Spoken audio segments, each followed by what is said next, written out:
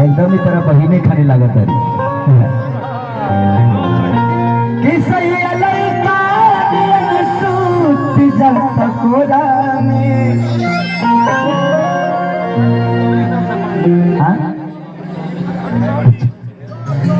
हमने के गार्जियन हमने के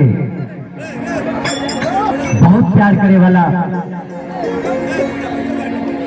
स्वामी जितेंद्र स्वामी जी की तरफ से हमने के गार्जियन स्वरूप वहां की तरफ से बहुत पुरस्कार आशीर्वाद करे थे सरकार की वहां के हमने के ऐसा जगह देखा था देखे के चाहत नहीं साहब जहां दुनिया के हर चीज खत्म हो जाला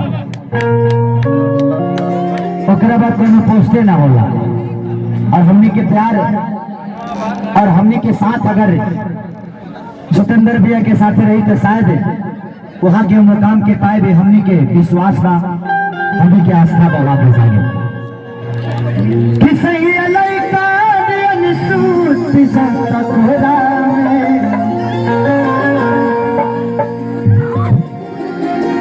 और का नाम है